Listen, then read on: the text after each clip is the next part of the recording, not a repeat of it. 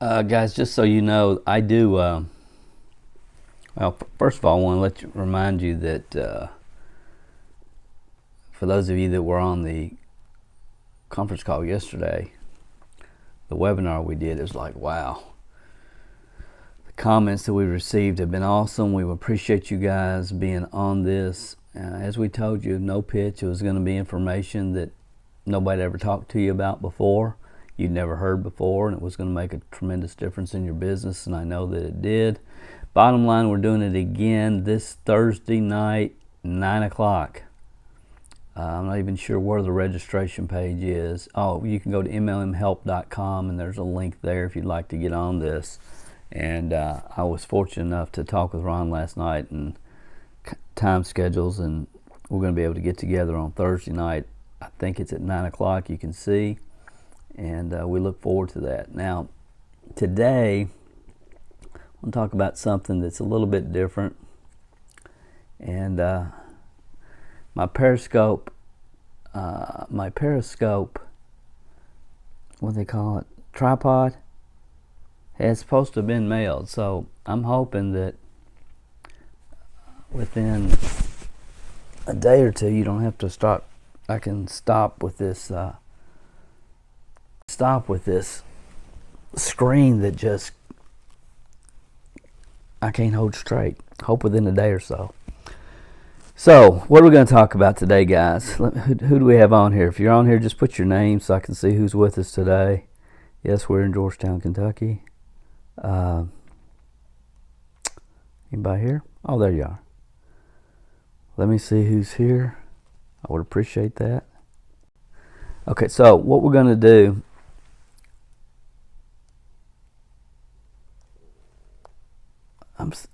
I'm playing around with this thing. At some point, I gotta get through the courses I've bought on this. But I got a really important concept. Really a story that happened to me yesterday. I was going into to the grocery store. I had to run in there for a few minutes, and ran across this guy that when I was a teenager years ago, his name was Mark, and Mark and I were in the Magic Club together years ago, and he's continued with that, and I think probably when we were teenagers, and maybe he was a few years older than me, you know, we had aspirations of being a full-time magician. Some of you know that I was a semi-professional magician for years and years, and one of the reasons I got involved in the network marketing industry was I felt like if I could find something where I could make a couple $1,000s a month to supplement the income I'm making from my part-time magician's gig, then life would be great. And what happened for me is I got totally convicted, I got totally addicted, I got totally enthralled with the whole personal development aspect of network marketing, so the rest is history. But anyway, I ran into him at Kroger yesterday, and walked up and said, you know who I am? Yeah, I know you are. Well, you know, he said, how you doing? I'm doing fine. Y'all just doing good? Doing good. And he said, Dale, are you doing any magic now? And I said, well, sure. I said, I did magic last night, as a matter of fact, when I was babysitting my grandkids. I said, but no, as far as formal shows or whatever, no, I don't do any magic anymore. And we got talking a little bit, and he said, are you still the network marketing guru? And I said, well, I still consult and train, but I don't actively build companies anymore. I said, but, you know, we have a training and consulting company. I get to do seminars. And he said, well, I know you're involved in other business models. I said, absolutely. Dawn and I introduced him to Dawn. Dawn and I are involved in many business models, but not network marketing and not building teams. We just support network marketers. And this guy's always been real entrepreneurial. He's always had 3 or 4 things done on the side, so he's just a good guy to visit with there for a minute. And he said, well, if you ever run into a home run, he said, you let me know. And I said, I absolutely will, and I walked out. And during the conversation, he made a statement I want you to think about. he said, I've been in a few of those things, but my problem is I could never get anyone to join. I could never get anyone to join.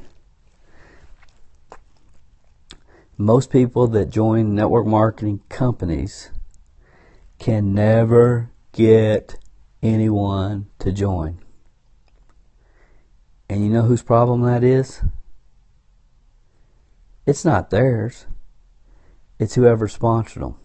And if their sponsor's brand new, it's who is the leader of who is the ultimate leader of this organization. Some of you, many of you, have people going into the marketplace today trying to convince people to join your team and buy your product.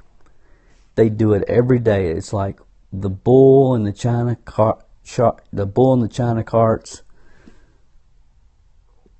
converge on wherever.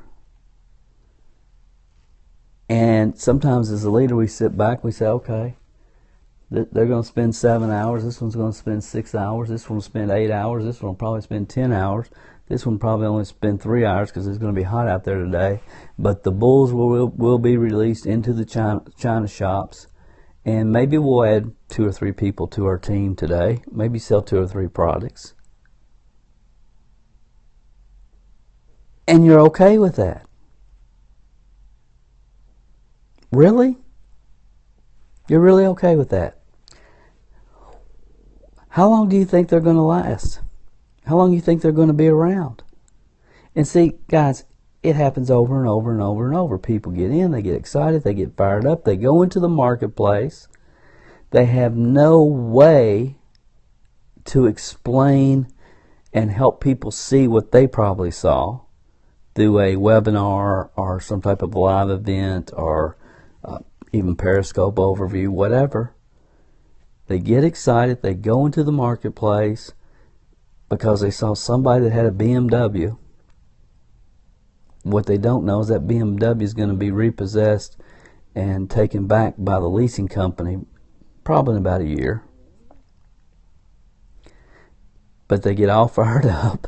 They go into the marketplace and they start running their mouth. They talk too much, which is the #1 mistake new distributors make. And we're the leader, and we kind of sit back and say, go, go, go, charge, talk to more people, instead of stopping and saying, you know what, maybe this is not the best approach. Maybe there's a better way to approach people that they meet in a grocery store. It's possible. But that would take a lot of work, and I'd have to do I'd have to figure out some things and get my laptop out, and I'd have to maybe even pull out and reference a couple of books. Or worse than that, I might have to find somebody that already knows the answer, and then I might have to follow what they say, and I would no longer be the Elvis leader of my group.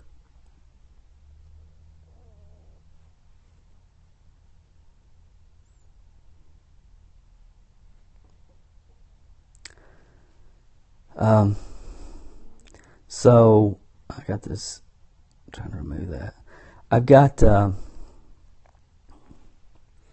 one more thought. I'm going to let you guys not go. Got my glasses on. Just real quickly, I can see the screen now. Where are you guys from?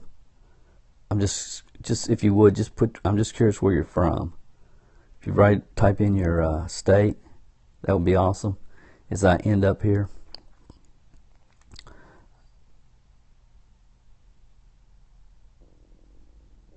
So true, Dale. From Georgia, awesome. California,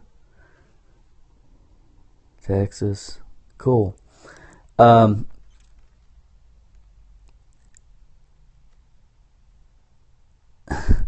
got my sponsor and his sponsor quit, but I'm still here. Congratulations on that. My sponsor quit 2 weeks after I joined the industry. But let me share with you one more story about this and how we really have to think this. And see, this this little scenario, guys, it's been going on in the industry since I started over 30 years ago. It's ridiculous. You know, we make the same mistakes over and over and over and over, and then we let our people make the same mistakes over and over and over, and it's like we're just absolutely determined to self-destruct. I don't get it. Don't understand it. So this is important, and this will kind of give you the mindset that I think we all have to get to. Back in the early 90s, we had an office. We had several offices, but our main office was in Lexington, Kentucky. Every Monday night, we did an opportunity meeting there, opportunity overview. You know, it was cool. We had 7 full-time people that were in that office. We had a conference room. Then we had a big meeting room, and in that big meeting room, there was a stage up there, and then we had the whiteboard and the whole thing. Again, mid-90s. This was state of the art then, and you know, every Monday, our capacity, we could hold about 125, and every Monday there would be about 150 or 60 people there, with a lot of guests, because people understood fannies and chairs is how you're going to build the business. You know, not playing around with paper clips in your desk and you know, doing all this other stuff. The bottom line is you've got to expose people, and fannies and chairs. People attending the webinars to hear the whole story. All of that ultimately makes a difference. And this one couple, you know, all these new people were coming in. I noticed this one couple out of the corner of my eye, and it was more than obvious that he didn't want to be there. And kind of a young couple.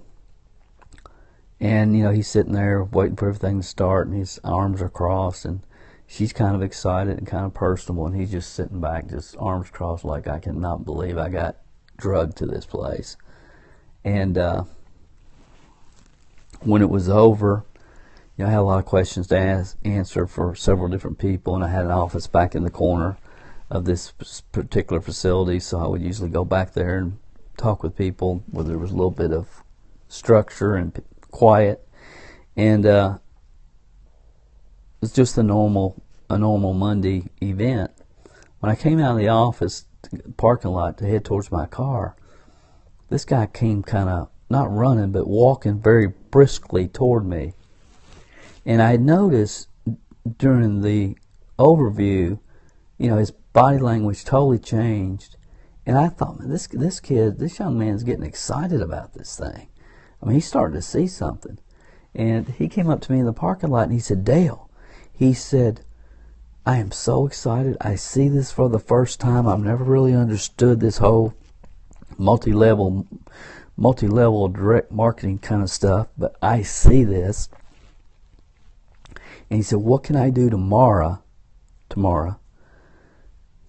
to let the people that I work with, I work in a large factory, it's about an hour away from Lexington, and he said, I'm an electrician there, and he said, what can I do tomorrow to let these people know about this opportunity?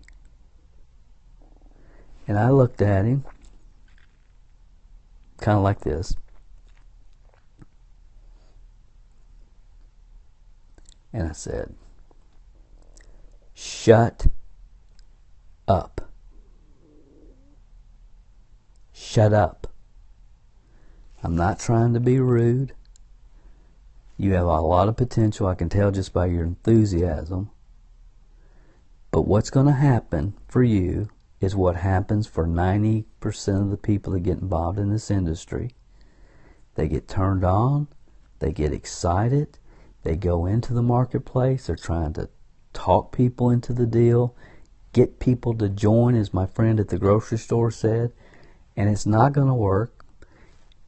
And if it does work, you're in even a worse situation than if it hadn't. And it's not going to work, and you're going to ruin your best people, and then you're going to try maybe one more time with a few more people, and then within 90 days you'll be gone and I'll never see you again. Is that what you want to happen? He said, no. I said, well, I'm going to work with you, and I'm going to tell you exactly what you need to do, and exactly how you need to do it. And if you do anything at any time that we haven't talked about first, I'm not going to work with you anymore. I said, I don't even know where you are in my organization, or even if you're in my organization, or who even brought you tonight. But I will help you. And this is what I call playing ball, people. This is what leadership does in corporate America. It's what leadership does in virtually every business model in the world except network marketing. What leaders do in network marketing is create a check so they can be called a leader. In the real world, leaders develop other leaders. And some companies call it a management training program. That's a cool, novel idea for network marketers. Oh. So anyway, if we continue to do what we've always done, we're going to get what we've always got. Period. Period. We can't continue to give people the Go Sick 'em training program. If you need anything, you just let me know. Those days have got to be gone, guys. They've ran their course. They've ran their course. We've got to start playing ball with people. We've got to be more selective about the people that we allow to get in our management training program. You don't want everybody. You don't. I mean, and there's reasons I can argue that you do want everybody, because it's not who they are, it's who they know. And I understand that. But I get that. But I'm saying conceptually, most network marketers get so frustrated trying to get Uncle Joe to get off the couch and do something. And the truth is, if Uncle Joe joined, he's going to be more trouble to you than he's ever worth to begin with. He is. I got all these hearts and these people. I appreciate it, guys. Appreciate the comments. And I do go back and listen to all these comments because it helps me with future scopes. But anyway, guys, you're building a team. You're building leadership. The people on your team are a reflection of you. That scares some of you, and if it doesn't, it should. So, my friend, my entrepreneur friend in the grocery store, he's an entrepreneur. He is from word go. The magician friend of mine. Always has been since I knew him. Hadn't seen him in years, but when he says, yeah, he said, I've been in a couple of those things. He would never call it a business. That's because the market out there sees network marketing as one of those things. Why? Because we treat it like one of those things, and we don't treat it like a business. That's why they see it. They see it the way it is. The way it has been projected for the last 30 years. So he said, yeah, I got in a couple of those things. And he said, I never could get anybody to join. And I thought, okay, who sponsored you? Who was your upline leadership? What was the game plan that they specifically talked with you about to help your business get off on the right foot, moving forward quickly? What was that game plan? I didn't ask him because I knew the answer. He said, hey, go sick 'em. You're an entrepreneur. Go get them. If you have any questions, y'all, if you have any questions, need any 3 ways done, you just let me know. And that's the training that's the management program for 95% of the companies in the industry. And I wonder why people quit. I wonder why they can't sponsor anybody. Because they have poor leadership. Why do they have poor leadership? Because people are taught to do what they were taught to do. God, it's not a mystery. It's not a mystery. So the guy that I told in the parking lot that first words was told him to shut up. Some of you probably know who he is.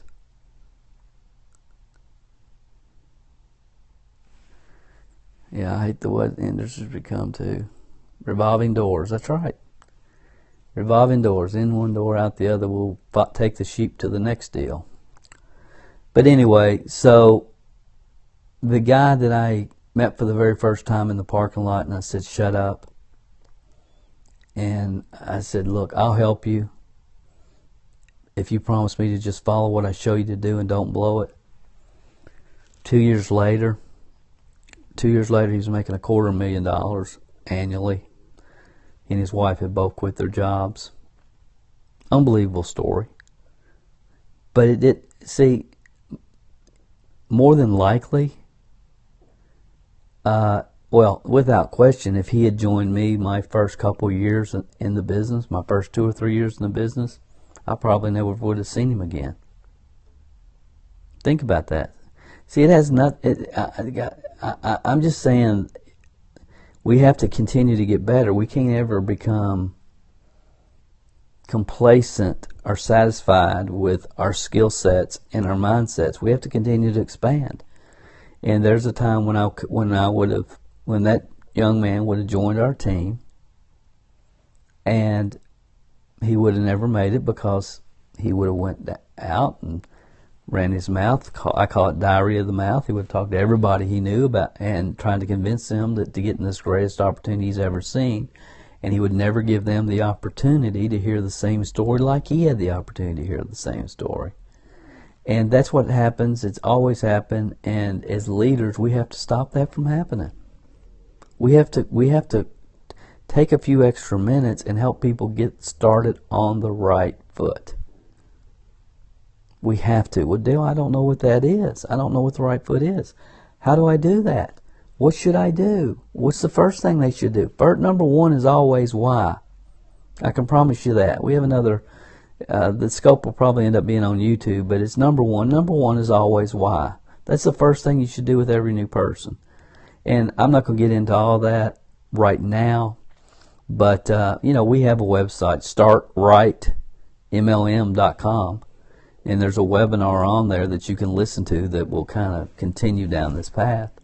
But this is what happened to me yesterday. Ron Henley and I did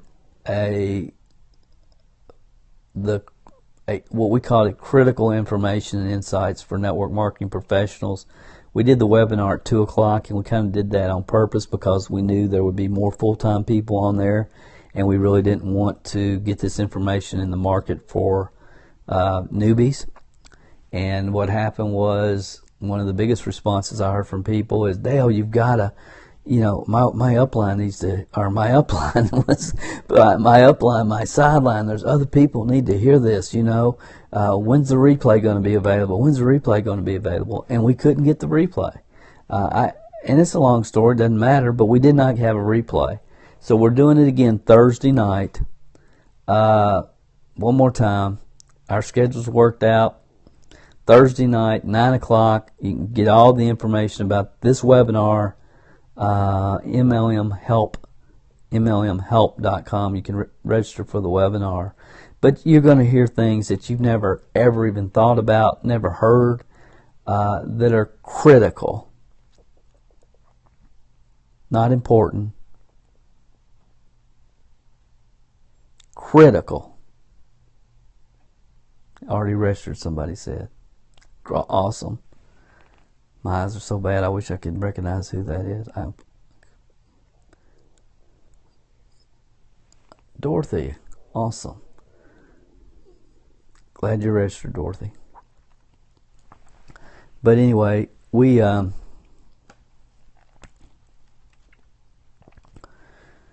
doing it Thursday night, 9 o'clock. Please help us spread the word, because those of you that were on the webinar yesterday, you know what we're talking about, and the response has been phenomenal. I mean, it's really helped people. It's given people perspective. I had somebody said, now I understand why I've been so frustrated the last couple years. And so I've always believed until you can really identify the problem, you cannot work on a solution. And as we talked about yesterday, the network marketing industry for 10 years has been working on false problems. You can't fix a false problem. You got to get to the root. What's the root? What's really the issue here? Is it that that compensation pays 4% more than ours does? Is it that their product has this secret ingredient that ours doesn't? Is it the juice? Remember when everybody thought you gotta have a juice. If you don't have a juice, you can't become successful. You gotta have a juice. And remember the juice wars? And there was a time when people were saying, oh, you know, this kind of pycnogenol, grapeseed extract is better than this kind of pycnogenol. And we had the pycnogenol wars. And, you know, the attraction marketers created the old school, new school wars.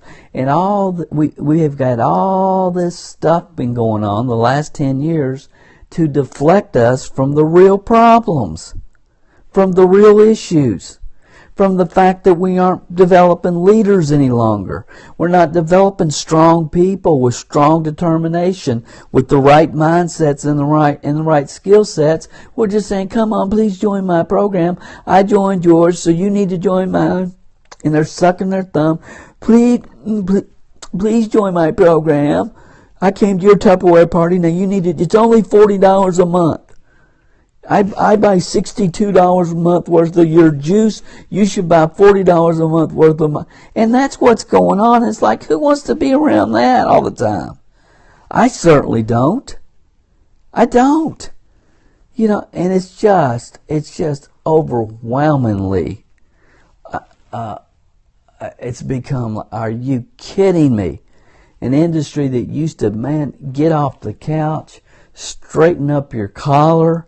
You can achieve more than you ever thought possible, but you can't do it until you turn off the daggone TV set and go out and with some conviction and belief, share somebody what's going on in your life, what you found. And if you don't love the product, then this is not for you. Find a product that you can be passionate about. If you don't like the business model and you don't understand the circles, then don't you dare try to explain the circles to somebody when you don't even understand it. We don't allow that kind of, that's never going to work. But today, it's going to happen all over the world. All over the world.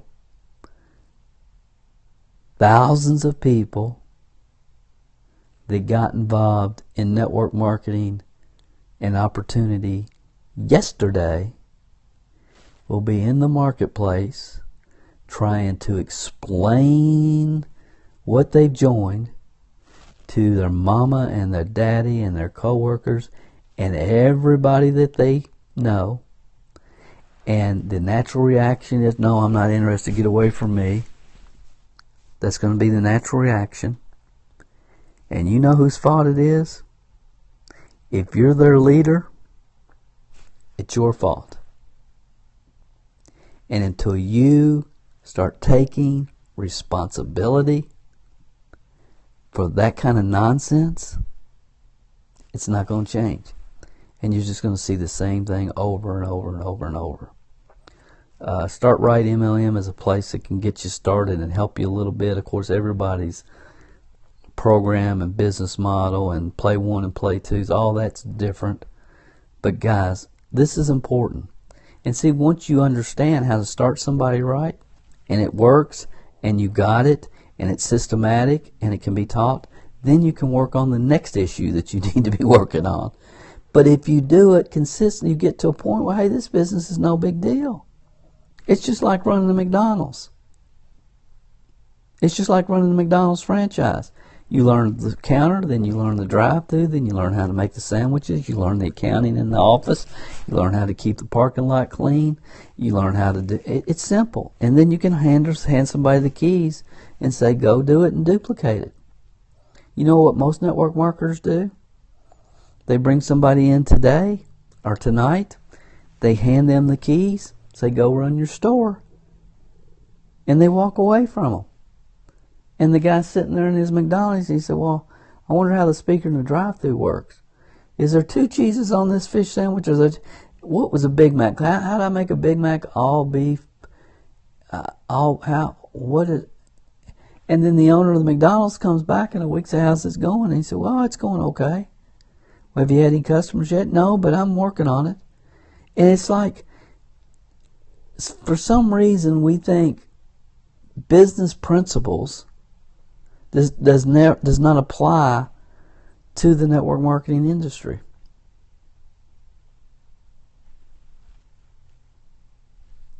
So I hope this has helped you guys. I hope it's helped you. Thursday night we're going to be doing the webinar again. Thursday night. Paul Marcia. Why did I say Paul Marcia? My mind. I got a lot of stuff going on right now. It's all good though. Ron Henley will be on there. I must have seen that. But Ron Henley and I will share with you the most critical concept, the most timely in network marketing, period. Every leader and every company needs to have the opportunity to hear this information, and I believe a lot of them, good-hearted people, will take the action that needs to be taken, and it needs to be taken right now. So you can get information over at mlmhelp.com on that. It'll be Thursday night, 9 o'clock. Appreciate you being here, guys. We'll talk to you again real soon. Have an awesome Tuesday.